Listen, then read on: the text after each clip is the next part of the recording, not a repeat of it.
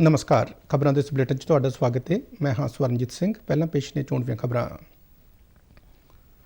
उप राष्ट्रपति एम वैंकैया नायडू ने चंडीगढ़ यूनीवर्सिटी में करवाई जा रही कौमांतरी कॉन्फ्रेंस का किया उद्घाटन।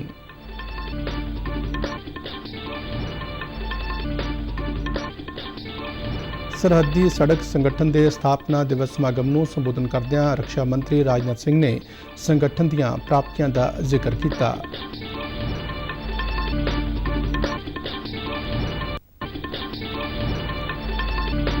केंद्रीय गृह मंत्री अमित शाह ने कहा कि दुर्गा पूजा को यूनेस्को की मानता मिलना पूरे देश लिए एक माण वाली गल है।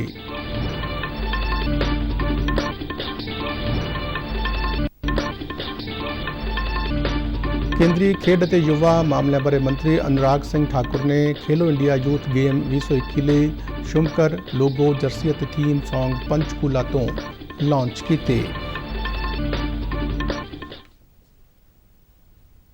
ते हुण खबरां विस्तार नाल।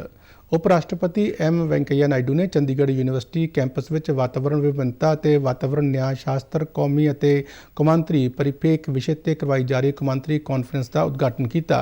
यह कॉन्फ्रेंस ईकोसिस्टम की सांभ संभाल और वातावरण न्याय को कायम रखते हुए राष्ट्र के विकास में सहायता देने जैव विभिन्नता की महत्ता के मंतव नाल करवाई जा रही है। दुनिया के ਵੱਖ-ਵੱਖ हिस्सों तो आए माणयोग पतवंते और सिक्ख्या शास्त्री इस कौमांतरी कॉन्फ्रेंस में हिस्सा ले रहे हैं। सरहदी सड़क संगठन ने देश प्रति अपनी शानदार सेवा के 63 साल पूरे कर ले ने। सरहदी खेत्रों में बुनियादी ढांचे के विकास लिए मोहरी इस संगठन दी प्राप्तियों का जिक्र करदिआं रक्षा मंत्री राजनाथ सिंह ने कहा कि किसी देश की तरक्की एक दिन की प्रक्रिया नहीं होंदी। राष्ट्र के लोग ਵੱਖ-ਵੱਖ संस्थावां संगठन फौजां सरकार और संतां एक दूजे के पूरक होंदे ने जिहड़े पूरी निष्ठा वफादारी और समर्पण की भावना नाल एकजुट होकर अगे वधदे ने तां जो देश तरक्की की राह ते अगे वध सके। उन्होंने कहा कि किसी समाज या राष्ट्र का समाजिक आर्थिक विकास काफ़ी हद तक उत्थों के रिश्तिਆਂ ਨਾਲ जुड़िया हुंदा है। इतिहास का जिक्र करदिआं उन्होंने दस्सिया कि प्राचीन भारत च उत्तरापथ और दक्षिणी पथ का भी जिक्र किया गया है जिन्हां दी वरतों उस वेले दे व्यापारियों और श्रद्धालुओं वालों वड्डे पद्धर ते कीता जांदा सी।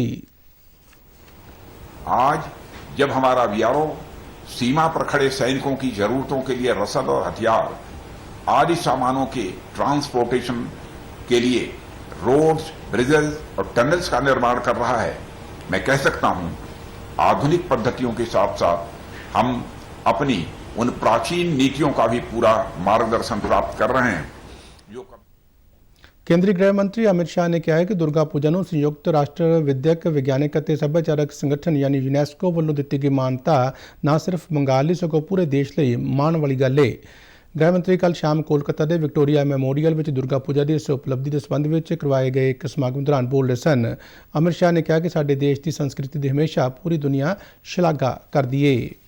70 साल जब हम मना रहे तब देश की आजादी को जब 100 साल होंगे तब देश विश्व के अंदर सबसे महत्वपूर्ण स्थान को प्राप्त कर हर क्षेत्र के अंदर विश्व के अंदर सर्वोच्च स्थान पर जाए, ऐसे लक्ष्यों को तय करना और 25 साल के प्रचंड पुरुषार्थ से, सामूहिक पुरुषार्थ से 130 करोड़ लोगों के सामूहिक संकल्प से भारत। हरियाणा के पंचकूला विचले इंद्रधनुष ऑडिटोरीयम च खेलो इंडिया यूथ गेम 2021 नाल संबंधित समागम अज करवाया गया। केंद्रीय खेड और युवा मामले बारे मंत्री अनुराग सिंह ठाकुर ने इस दौरान हरियाणा के मुख्यमंत्री मनोहर लाल खट्टर की मौजूदगी में इन्हां खेडों का शुमकर लोगो जर्सी और थीम सॉन्ग भी लॉन्च किए। इस मौके बोलदिआं केंद्रीय मंत्री ने कहा कि जियां खेडों का मंतव वध तो वध नौजवानों को खेड मैदानों वाल आकर्षित करना है। उन्होंने भरोसा दिवाया कि केंद्र सरकार वालों खेडों के विकास लिए सूबा सरकार को हर संभव सहयोग दिता जाएगा। इस दौरान उन्होंने प्रधानमंत्री नरेंद्र मोदी की प्रेरणा नाल शुरू करवाए गए खेलो इंडिया गेमों दौरान ਵੱਖ-ਵੱਖ वर्गों च उभर के सामने आए नवे कई खिडारियों की प्राप्तियों का भी जिक्र किया।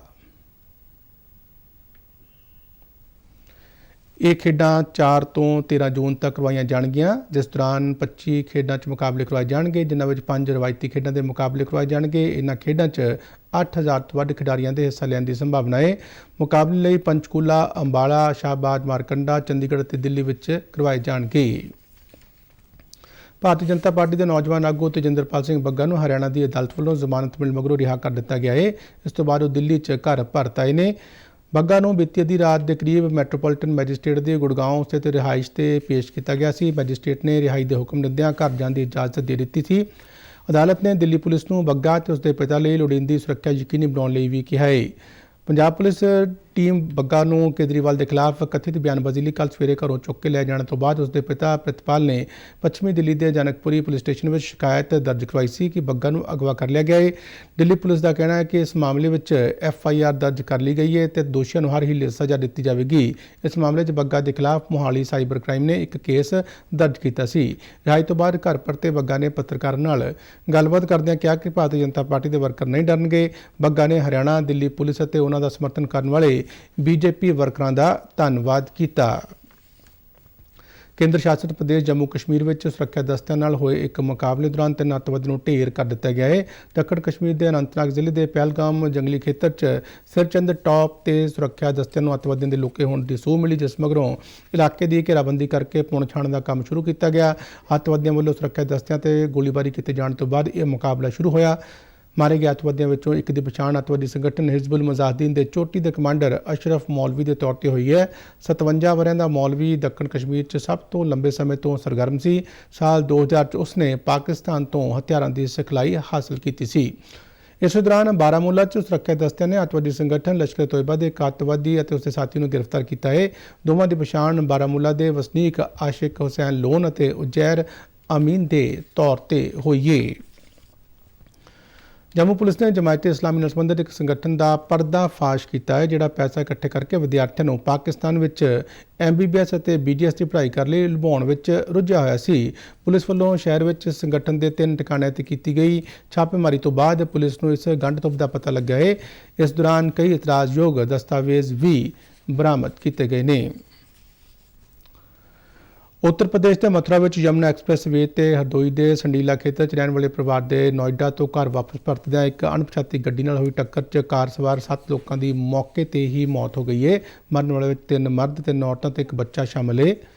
ਪ੍ਰਧਾਨ ਮੰਤਰੀ ਨਰਿੰਦਰ ਮੋਦੀ ਨੇ ਟਵੀਟ ਰਾਹੀਂ ਦੁੱਖ ਦਾ ਪ੍ਰਗਟਾਵਾ ਕਰਦਿਆਂ ਹਾਦਸੇ ਨੂੰ ਦਿਲ ਨੂੰ ਝੰਜੋੜ ਕੇ ਰੱਖ ਦੇਣ ਵਾਲਾ ਦੱਸਦਿਆਂ ਮ੍ਰਿਤਕਾਂ ਦੇ ਪਰਿਵਾਰਕ ਮੈਂਬਰਾਂ ਨਾਲ ਡੂੰਘੀ ਹਮਦਰਦੀ ਪ੍ਰਗਟਾਈ ਹੈ। ਦੂਜੇ ਪਾਸੇ ਮੱਧ ਪ੍ਰਦੇਸ਼ ਦੇ ਇੰਦੌਰ ਦੀ ਸਵਰਨਬਾਗ ਕਲੋਨੀ ਵਿੱਚ 2 ਮੰਜ਼ਿਲਾ ਇਮਾਰਤ 'ਚ ਅੱਗ ਲੱਗਣ ਨਾਲ 7 ਜਣਾਂ ਦੀ ਮੌਤ ਹੋ ਗਈ ਹੈ ਅਤੇ 8 ਵਿਅਕਤੀ ਬੁਰੀ ਤਰ੍ਹਾਂ ਝੁਲਸ ਗਏ ਨੇ। ਅੱਗ ਬੁਝਾਊ ਦਸਤੇ ਦੇ ਇੱਕ ਬੁਲਾਰੇ ਨੇ ਦੱਸਿਆ ਕਿ ਰਾਹਤ ਅਤੇ ਬਚਾਅ ਕਾਰਜ ਜਾਰੀ ਨੇ। ਅਜੇ ਵੀ ਇਸ ਇਮਾਰਤ 'ਚ ਕੁਝ ਲੋਕਾਂ ਦੇ ਫਸੇ ਹੋਣ ਦੀ ਸੰਭਾਵਨਾ ਹੈ। ਮੁੱਖ ਮੰਤਰੀ ਸ਼ਿਵਰਾਜ ਸਿੰਘ ਚੌਹਾਨ ਨੇ ਘਟਨਾ ਤੇ ਦੁੱਖ ਪ੍ਰਗਟ ਕਰਦਿਆਂ ਜਾਂਚ ਦੇ ਹੁਕਮ ਦਿੱਤੇ ਨੇ। ਉਹਨਾਂ ਮ੍ਰਿਤਕਾਂ ਦੇ ਪਰਿਵਾਰਕ ਮੈਂਬਰਾਂ ਨਾਲ ਹਮਦਰਦੀ ਪ੍ਰਗਟਾਉਂਦਿਆਂ ਜ਼ਖਮੀਆਂ ਦੇ ਛੇਤੀ ਸਿਹਤਯਾਬ ਹੋਣ ਦੀ ਕਾਮਨਾ ਕੀਤੀ ਹੈ। ਦੇਸ਼ ਵਿਆਪੀ ਕੋਵਿਡ ਟੀਕਾਕਰਨ ਮੁਹਿੰਮ ਤਹਿਤ ਹੁਣ ਤੱਕ 190 ਕਰੋੜ ਤੋਂ ਵੱਧ ਕੋਵਿਡ ਰੋਕੂ ਟੀਕੇ ਲਗਾਏ ਜਾ ਚੁੱਕੇ ਨੇ। ਬੀਤੇ 24 ਘੰਟੇ ਦੌਰਾਨ ਦੇਸ਼ ਵਿੱਚ 17,49,000 ਤੋਂ ਵੱਧ ਟੀਕੇ ਲਗਾਏ ਗਏ ਨੇ। ਦੇਸ਼ ਵਿੱਚ ਸਿਹਤਯਾਬੀ ਦੀ ਦਰ 98.74% ਹੈ। ਮੌਜੂਦਾ ਸਮੇਂ 'ਚ ਕਰੋਨਾ ਦੇ 20,303 ਮਰੀਜ਼ ਜ਼ੇਰੇ ਇਲਾਜ ਨੇ। ਪਿਛਲੇ 24 ਘੰਟਿਆਂ ਦੌਰਾਨ 3,805 ਨਵੇਂ ਕਰੋਨਾ ਮਾਮਲੇ ਦੀ ਪੁਸ਼ਟੀ ਹੋਈ ਹੈ। ਇਸ ਅਰਸੇ ਦੌਰਾਨ 3,168 ਮਰੀਜ਼ਾਂ ਨੇ ਕਰੋਨਾ ਲਾਗ ਤੋਂ ਮੁਕਤੀ ਹਾਸਲ ਕੀਤੀ ਹੈ। ਦੇਸ਼ ਵਿੱਚ ਹੁਣ ਤੱਕ 84 ਕਰੋੜ 3 ਲੱਖ ਤੋਂ ਵੱਧ ਕਰੋਨਾ ਨਮੂਨਿਆਂ ਦੀ ਜਾਂਚ ਕੀਤੀ ਜਾ ਚੁੱਕੀ ਹੈ। ਖਬਰਾਂ ਦੇ ਬੁਲੇਟਿਨ ਸਾਡੇ ਦਰਸ਼ਕ RNU DDK ਜਲੰਧਰ ਦੇ YouTube ਚੈਨਲ, Facebook ਪੇਜ ਅਤੇ Twitter ਹੈਂਡਲ ਤੇ ਵੀ ਦੇਖ ਸਕਦੇ ਨੇ। ਬੁਲੇਟਿਨ ਦੇ ਅਖੀਰ ਵਿੱਚ ਚੋਣਵੀਆਂ ਖਬਰਾਂ ਇੱਕ ਵਾਰ ਫਿਰ ਤੋਂ। ਉਪ ਰਾਸ਼ਟਰਪਤੀ M ਵੈਂਕਈਆ ਨਾਇਡੂ ਨੇ ਚੰਡੀਗੜ੍ਹ ਯੂਨੀਵਰਸਿਟੀ ਵਿੱਚ ਕਰਵਾਈ ਜਾ ਰਹੀ ਕੌਮਾਂਤਰੀ ਕਾਨਫਰੰਸ ਦਾ ਕੀਤਾ ਉਦਘਾਟਨ।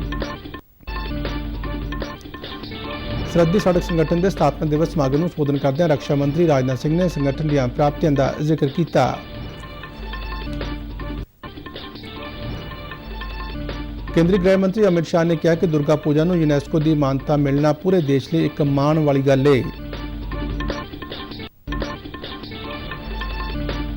ਕੇਂਦਰੀ ਖੇਡ ਅਤੇ ਯੁਵਾ ਮਾਮਲਿਆਂ ਬਾਰੇ ਮੰਤਰੀ ਅਨੁਰਾਗ ਸਿੰਘ ਠਾਕੁਰ ਨੇ ਖੇਲੋ ਇੰਡੀਆ ਯੂਥ ਗੇਮ 2021 ਲਈ ਸ਼ੁੰਕਰ, ਲੋਗੋ, ਜਰਸੀ ਅਤੇ ਥੀਮ ਸੌਂਗ ਪੰਚਕੂਲਾ ਤੋਂ ਲਾਂਚ ਕੀਤੇ।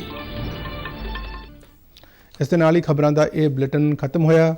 ਮੈਂ ਮਾਸਕ ਲਗਾ ਕੇ ਸਟੂਡੀਓ ਤੋਂ ਬਾਹਰ ਜਾ ਰਿਹਾ। ਤੁਸੀਂ ਵੀ ਬਾਹਰ ਜਾਣ ਵੇਲੇ ਮਾਸਕ ਲਗਾ ਕੇ ਜਾਓ। ਇਜਾਜ਼ਤ ਦਿਓ। ਨਮਸਕਾਰ।